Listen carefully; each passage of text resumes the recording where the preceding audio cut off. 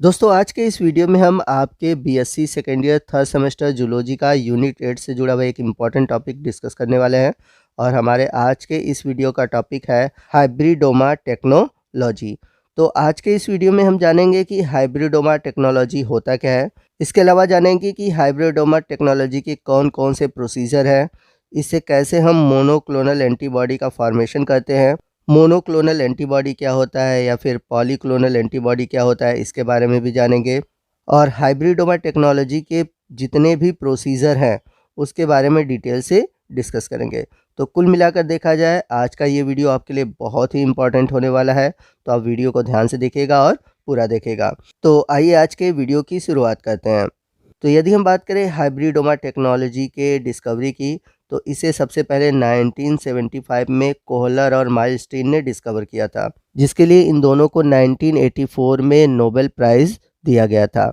तो आपको बता दें कि हाइब्रिडोमा टेक्नोलॉजी के द्वारा हम लार्ज स्केल पर एंटीबॉडी का फॉर्मेशन करते हैं। आपको बता दें कि इस टेक्नोलॉजी को हाइब्रिडोमा इसलिए कहते हैं क्योंकि इसमें हम हाइब्रिड सेल का यूज़ करके अत्यधिक मात्रा में एंटीबॉडी का निर्माण करते हैं। अब यहाँ पर बात आती है कि एंटीबॉडीज़ का फॉर्मेशन कब होता है। तो जब बाहर से कोई भी एंटीजन हमारे शरीर में इंटर करता है तो उसके खिलाफ हमारे शरीर में एंटीबॉडीज़ बनते हैं। इसे थोड़ा मैं और क्लियरली आपको समझा देता हूँ। तो जब हमारे शरीर में कोई एंटीजन इंटर करता है तो उस पे जो एपिटोप्स होते हैं उसके खिलाफ हमारे शरीर में एंटीबॉडी का फॉर्मेशन होता है।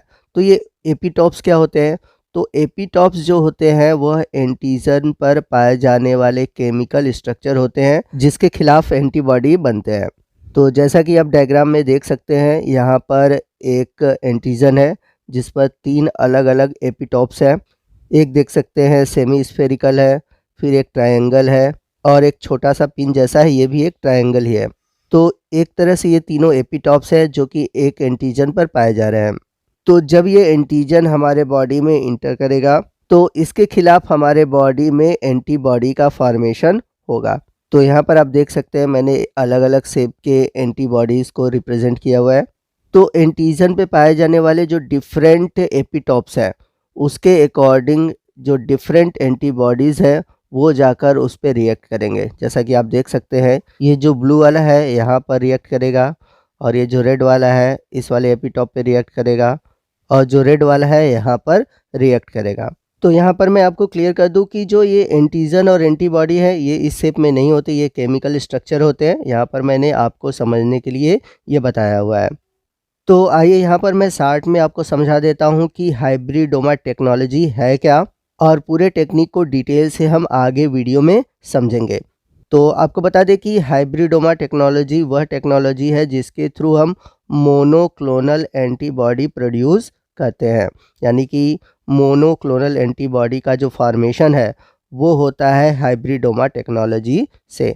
तो मोनोक्लोनल और पॉलीक्लोनल एंटीबॉडी क्या होता है आगे मैं आपको वीडियो में समझाऊंगा।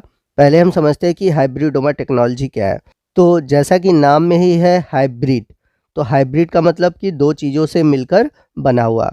तो हाइब्रिडोमा टेक्नोलॉजी में दो चीज़ें क्या होती हैं? तो फर्स्ट है आपका बी सेल। तो बी सेल में भी स्पेशली हम कौन सा सेल यूज़ करते हैं? Plasma B cell. तो पहला हम लेते हैं प्लाज्मा बी सेल और दूसरा क्या लेते हैं? Cancerous cell. तो आपको बता दें कि इस कैंसरस सेल को हम माइलोमा सेल भी कहते हैं। तो इस पॉइंट को आप नोट कर लीजिएगा कि कैंसरस सेल को हम क्या बोलते हैं? Myeloma cell. तो जब हम प्लाज्मा बी सेल और माइलोमा सेल इन दोनों को मिलाते हैं तो इन दोनों को मिलाने पर जो हाइब्रिड सेल बनता है यही हाइब्रिड सेल आगे चलकर एंटीबॉडीज़ का फॉर्मेशन करता है। तो मैं आपको फिर से समझा देता हूँ कि जो प्लाज्मा बी सेल है और माइलोमा सेल है ये दोनों आपस में मिलते हैं और एक हाइब्रिड सेल बनाते हैं और यही हाइब्रिड सेल आगे चलकर फॉर्मेशन करते हैं एंटीबॉडीज़ का, और इसी एंटीबॉडीज़ से हम मोनोक्लोनल एंटीबॉडीज़ प्रोड्यूस करेंगे। अब यहाँ पर आपके दिमाग में बात चल रही होगी कि क्यों हम बी सेल को ले रहे हैं और साथ ही साथ यहाँ पर हम कैंसरियस सेल यानी कि माइलोमा सेल को क्यों ले रहे हैं। तो बहुत खतरनाक है भाई, कैंसर सेल है तो कैंसर प्रोड्यूस करेगा, ठीक है। तो यहाँ पर मैं बता दूं कि जो कैंसरियस सेल है यानी कि जो माइलोमा सेल है ये इमोर्टल होते हैं यानी कि अमर होते हैं, जिसके कारण ये कई जनरेशन तक जीवित रहते हैं। और जो बी सेल होते हैं ये एंटीबॉडीज प्रोड्यूस करते हैं, लेकिन ये बहुत कम ही जनरेशन तक जीवित रहते हैं, लगभग 10 से 12 जनरेशन तक ही जीवित रहते हैं।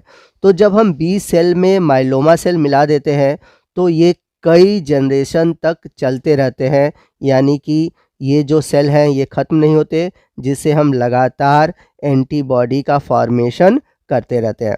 तो इसलिए बी सेल में हम माइलोमा सेल को मिक्स करते हैं। तो याद रखिएगा, बी सेल से बनता है एंटीबॉडी और माइलोमा सेल उसमें डाल देने से वो लगातार कई जनरेशन तक एंटीबॉडी का फॉर्मेशन करता रहता है। अब यहाँ पे हमें दो टर्म समझने हैं, एक समझना है पॉलीक्लोनल एंटीबॉडी और दूसरा है मोनोक्लोनल एंटीबॉडी।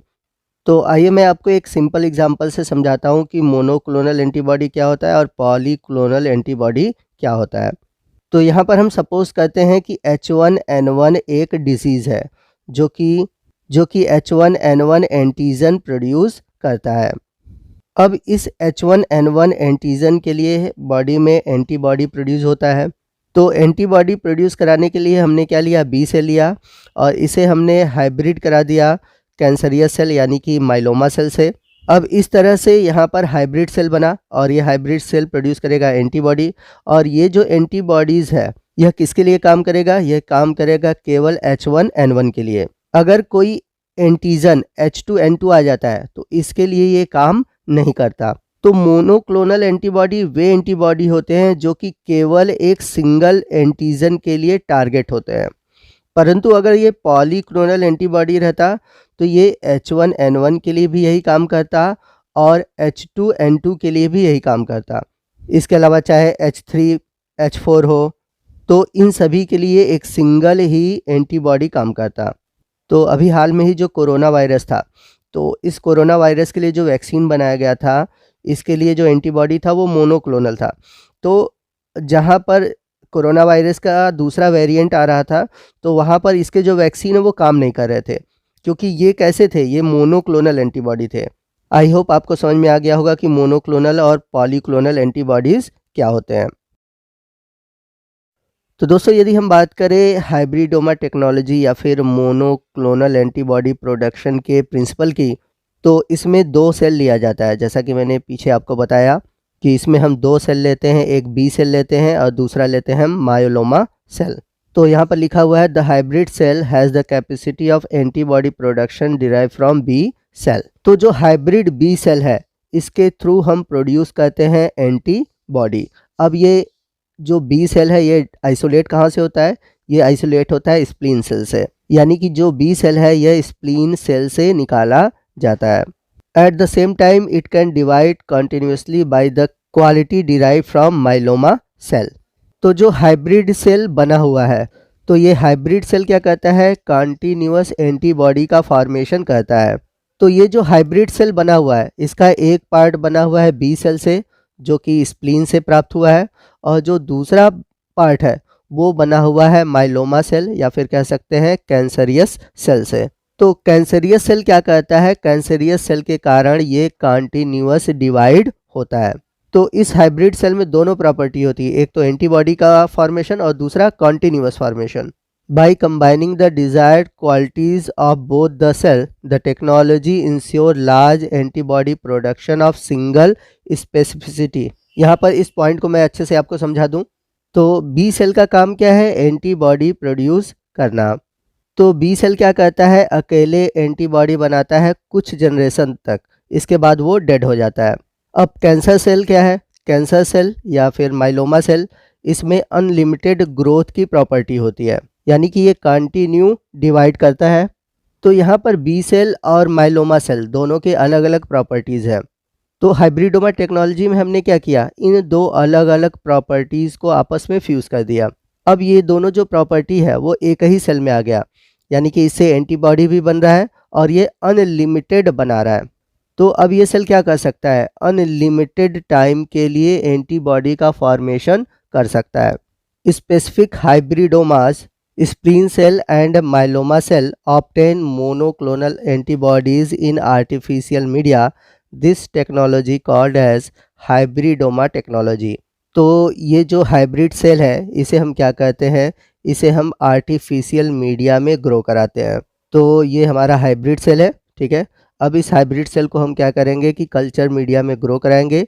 तो ये जो हाइब्रिड सेल है इस कल्चर मीडिया में एंटीबॉडी का फॉर्मेशन करेगा और बाद में इस एंटीबॉडी को क्या किया जाएगा, प्यूरिफाई कर लिया जाएगा और प्यूरिफाई करने के बाद इसका यूज़ किया जाएगा। तो स्नेक के जो वेनम होते हैं वो इसी टेक्निक के थ्रू बनते हैं। तो आइए मैं आपको डायग्राम के थ्रू समझाता हूँ। तो जिस एंटीजन के अगेंस्ट हमें एंटीबॉडी बनाना है तो उस एंटीजन को सबसे पहले हम माउस में इंजेक्ट करते हैं। तो जैसे यहाँ पर एंटीजन है किसी रोग का, ठीक है। अब उस एंटीजन को हम क्या कर रहे हैं, इस माउस के अंदर इंजेक्ट कर दे रहे हैं। अब माउस क्या करेगा, माउस में इस एंटीजन के खिलाफ एंटीबॉडी बनेंगे। तो ये एंटीबॉडी कौन बनाएगा, माउस के अंदर जो बी सेल है वही बनाएगा। तो माउस के अंदर क्या होंगे, ढेर सारे बी सेल बनेंगे और ये बी सेल क्या करेंगे, उस एंटीजन के लिए एंटीबॉडी बनाएंगे। तो यहाँ पर आप नीचे देख सकते हैं, यहाँ पे लिखा है एंटीबॉडी प्रोड्यूसिंग प्लाज्मा सेल। तो ये प्लाज्मा सेल क्या है, ये एक बी सेल ही है जो कि एंटीबॉडी बनाता है। अब इस बी सेल को हमने क्या किया कि इस माइस से अलग कर लिया। अब इधर हमने क्या किया कि हमने इधर जो कैंसर टिश्यू है उस कैंसर टिश्यू से हमने कैंसर सेल ले लिया। तो यहाँ पर आप देख सकते हो कि कैंसर सेल है। अब हम क्या करेंगे कि इस कैंसर सेल को हम इस बी सेल के साथ फ्यूज़ करेंगे।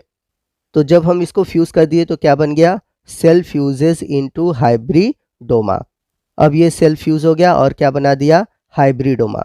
तो इसमें दोनों प्रॉपर्टी है, एंटीबॉडी फॉर्मेशन का भी और कैंसर यानी कि अनलिमिटेड डिवीज़न का भी। तो अब हम क्या कहते हैं कि ये जो हाइब्रिडोमा सेल है इसे जब हम आर्टिफिशियल में ग्रो कराते हैं, यानी कि जब आर्टिफिशियल मीडिया में ये ग्रो करती है, डिवाइड करती है और एंटीबॉडी का प्रोडक्शन करते हैं। और एंटीबॉडी का प्रोडक्शन कितनी मात्रा में होता है, अनलिमिटेड मात्रा में होता है।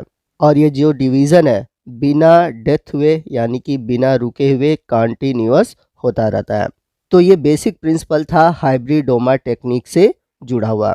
आई होप कि आपको हाइब्रिडोमा टेक्निक अच्छे से समझ में आ गया होगा। तो आपको आज का ये वीडियो कैसा लगा कमेंट करके ज़रूर बताइएगा। वीडियो अच्छा लगा हो तो वीडियो को लाइक और शेयर करना मत भूलिएगा।